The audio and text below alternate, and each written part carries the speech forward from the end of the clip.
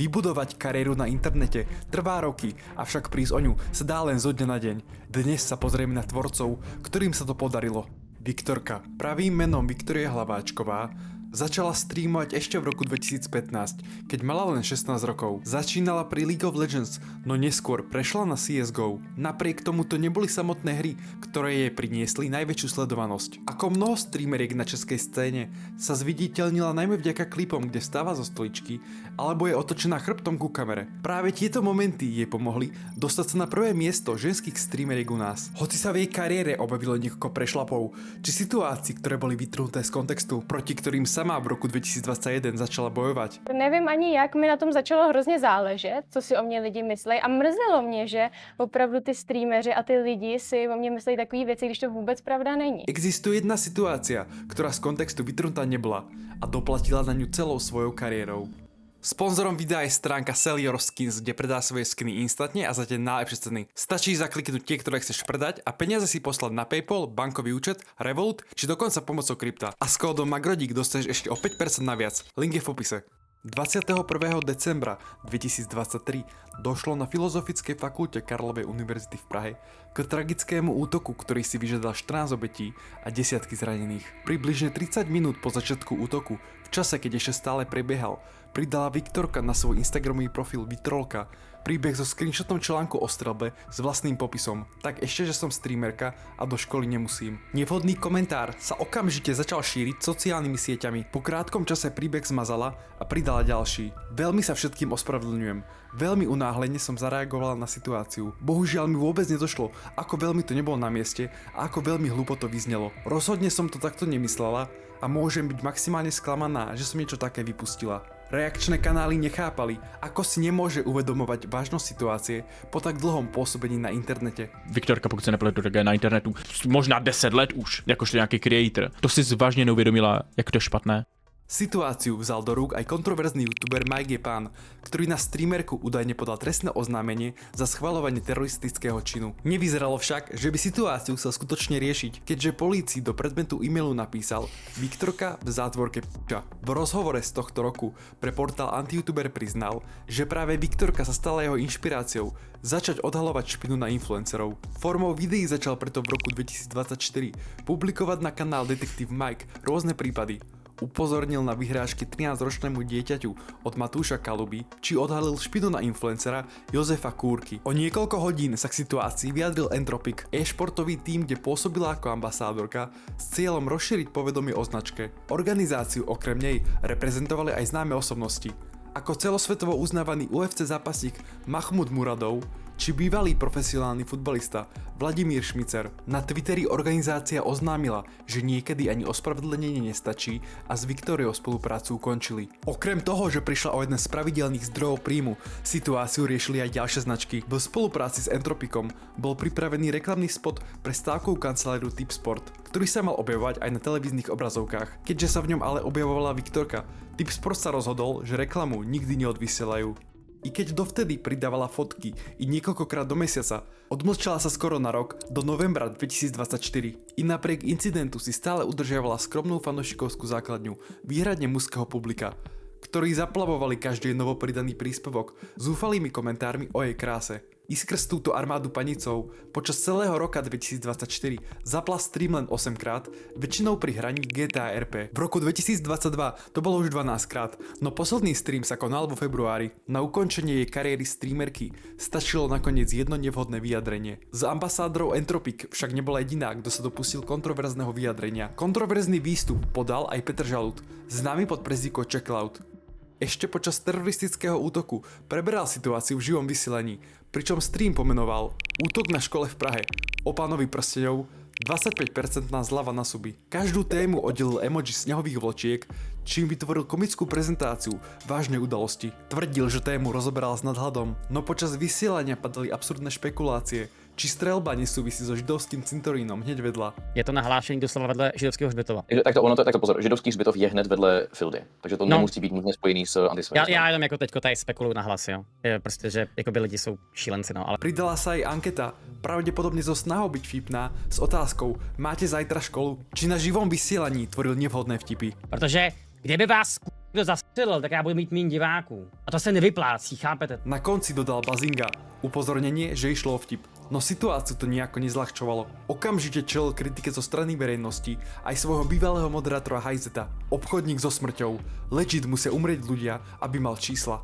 Po týždňovej pauze a oslave Vianočných sviatkov vydal ospravedlnenie. Rozhodol sa, že všetky peniaze, ktoré zarobil počas spomínaného streamu, cez 16 000 korún, približne 660 eur, venuje na charitu, konkrétne na pomoc obetiam streľby na Filozofickej fakulte. K tomu pridal vlastnú sumu a celkovú čiastku zaokrúhlil na 25 000 korún. Kvôli incidentu sa rozhodol absolvovať rôzne školenia zamerané na novinárčinu a dnes sa na plný úväzok venuje komentovaniu diania v politike v Česku, na Slovensku a vo svete. Aj keď jeho vyjadrenie mnohí považovali za horšie než Viktorkine, kariéru mu to nezastavilo a na celú kauzu sa pomerne zabudlo. Kto si však následky svojich činov odpikáva dodnes, je youtuber Ladislav Sinaj. Pôvodne pracoval ako moderátor v Českom rádiu 1 a zároveň ako recepčný v hoteli. Už v roku 2016 začal ako jeden z prvých publikovať videá zamerané na módu.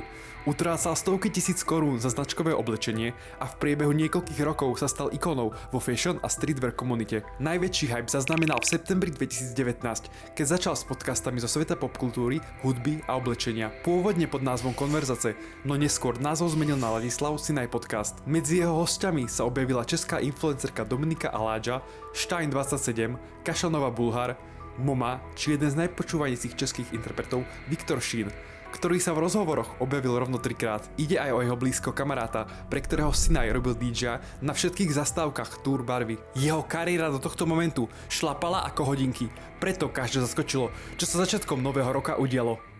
10. januára 2022 sa na Instagram profile Czech Rap Moments začali objavovať série screenshotov konverzácií, v ktorých v tej dobe 30-ročný Sinaj dievčatám navrhuje, že ich omočí, označuje sa za tatínka, ktorý ich potrestá, alebo im z nenazdania posiela neželané videá. Autor týchto príspevkov uvádzal, že niektoré dievčatá by mohli byť mladšie ako 15 rokov. Okrem screenshotov sa objavili aj videá z konverzácií, kde Sinaj iniciuje zasielanie fotiek. A to, že leží zabalená v posteli, jako není důvod, proč by ses nemohla natáčet. Přede mnou se nemůžeš stydět. Czech Rap Moment si v momente vytvoril aj účet na platforme HeroHero, kde pridával bonusové screenshoty. A v krátkom čase nazbieral niekoľko stoviek predplatiteľov. Olej do ohňa priliela aj najznámejšia česká internetová šlapka Xholakis. V YouTube videu tvrdila, že Ladislav Sinaj mal mať pomer s ročnou kamarátkou a že aj ju samotnú mal obťažovať, keď mala menej než rokov. Ladislav však nechápal, prečo to urobila a tvrdenie, že by sa s Xholakis nejako lepšie poznali, popiera. Či sa vyjadril Tadeáš Kubienka, ktorý verejne tvrdil, že vie o nezletilej osobe, ktorú Sinaj obťažoval. Keď ich však novinári kontaktovali s požiadavkou objasniť situáciu, ani jeden na novinárske dotazy nereagoval. Ďalšia, ktorá sa k situácii vyjadrila, bola influencerka Roxana. Naznačila, že niektoré screenshoty konverzácií môžu byť sfalšované, pretože účet Czech Rap Moments v minulosti už vytváral falošné konverzácie s Izomandiasom či slovenskou speváčkou Simou. Prezradila tiež, že podľa jej vedomia za účtom stojí len 15-ročný chlapec zo západných Čiech. V dôsledku týchto incidentov Sinajov najväčší sponzor Go Out, predajca vstupeniek na koncerty, ukončil s influencerom spoluprácu.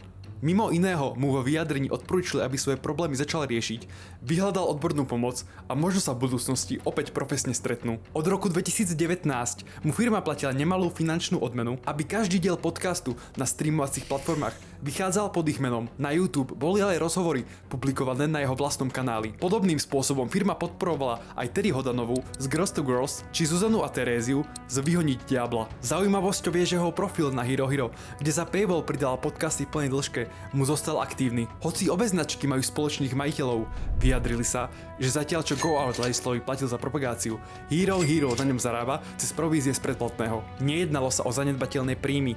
Mal najviac predplatiteľov na celej platforme. Cez 1300 ľudí si mesačne platilo 5 eur za jeho obsah a bol jedným z prvých tvorcov, ktorí sa na platforme objavili. Nie je divu, keď bol kamarát s jeho spoluzakladateľom Vojtechom Otevžalom, ktorý v minulosti priznal, že na myšlienku založiť HeroHero ho čiastočne priviedol práve Sinaj. Dnes ho však vidí ako len jedného z používateľov platformy, ktorej pravidlá neporušil. Nakoniec sa vyjadril samotný Sinaj. Priznal, že drvivá väčšina správ bola niekoľko rokov stará, často vytrhnutá z kontextu, myslená s nadsázkou alebo niekedy dokonca sfalšovaná. Zverejnené videá kolovali na internete ešte 3 roky dozadu. Ako mu odporúčil bývalý sponzor, prislúbil, že vyhľadá odbornú pomoc. Odmietol však akékoľvek obvinenia, že by vedome komunikoval s nezletilými. Priznal tak, že niektoré správy skutočne pravé sú, niektorí však s pojmom nadsázka nesúhlasili. Jestli někomu napíšeš v nadsázce, já nevím, aby ti lízal koule, nebo aby v nadsázce si někomu poslal pik, to není úplně nadsázka.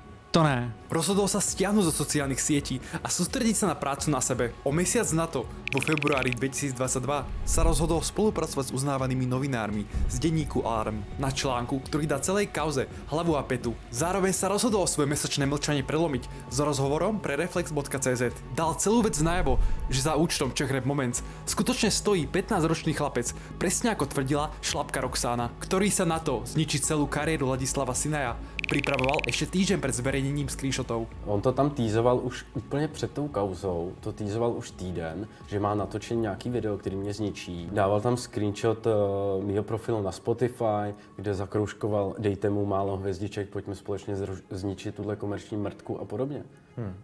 Keď kauza vypukla a na účet mu pribudlo cez 20 000 nových followerov, medzi iného napríklad známe mená ako Vláďa Kadles či Martin Mikiska, snažil sa ich do kauzy zatiahnuť. Dávali mu tam follow známí lidi, když mu tam dal follow Mikýř, tak se ho tam snažil uměle zatáhnout do té kauzy. Začal ho označovat a řekl mu, pojďme to společně zničit. A to tam byli další, pak mu dal follow Vláďa Videos, obří youtuber, který taky dělá nějaký podcast a on tam třeba začal psát, konečně bude aspoň prostor pro ty nejlepší český podcast, co dělá tady Vláďa. Motív mladého chlapca, ktorý stál za účtom Czech Rap Moments, sa začal formovať ešte mesiace pred samotnou kauzou. Sinajov kamarát Milan Bartoušek vtedy viedol populárny parodický Twitter účet Out of Context Czech Rap, satirický profil, ktorý zverejňoval vtipné, často vytrhnuté z kontextu momenty z rapovej scény. Chlapcová stránka Czech Rap Moments bola v podstate jeho Instagram kópiou. Mladík však začal na účet pridávať útočné príspevky voči ostatným. Sinaj si ho zablokoval, na čo sa chlapec urazil, čo údajne spôsobilo jeho túžbu zničiť ho. K materiálom, ktoré neskôr spustili obrovskú vlnu kritiky,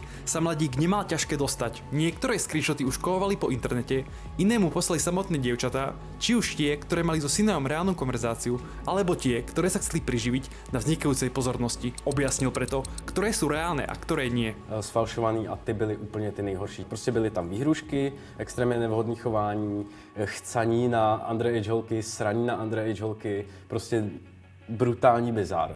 Drvivá väčšina autentických screenshotov pochádzala z obdobia, keď Sinaj ešte pracoval na nočných smenách v hoteli. Ako sám neskôr priznal, týmto spôsobom si krátil čas. S niektorými ženami si písal pár minút, s inými aj pol roka. Koľko ich bolo, pritom nepočíta. V mnohých prípadoch boli reakcie žien zámerne rozmazané, takže komunikácia pôsobila jednostranne. Viaceré dievčatá pritom s konverzáciou súhlasili, sami ju posúvali do intimnej roviny a niektoré mu dokonca poslali na oplátku fotku svojej zadnice. Sinaj však skutočne svoje nádobičko posielal bez varovania. Jedna žena potvrdila, že dostala video, keď sedela na gauči vedľa svojich rodičov. Jej mama dokonca Sinajov švonec aj zahliadla. 15-ročný chlapec to však najviac prehnal v momente, keď prezdieľal Sinajovu reálnu adresu na účet Pedohunters, k čomu pridal popisok Hon začína. Práve tento incident spolu s množstvom výhražných správ, ktoré Sinaj v tom čase dostával, spôsobil, že sa dočasne odsťahoval na inú adresu. Vysvetľuje to, prečo v rozhovore nechcel prezradiť, či stále prebýva doma. Jak dlouho jste byl mimo domov? Já nechci to specifikovat a nechci říkat, že jsem doma teď ani. Sinaj mlčal ďalej a na kauzu sa pomaly ale isto zabúdalo.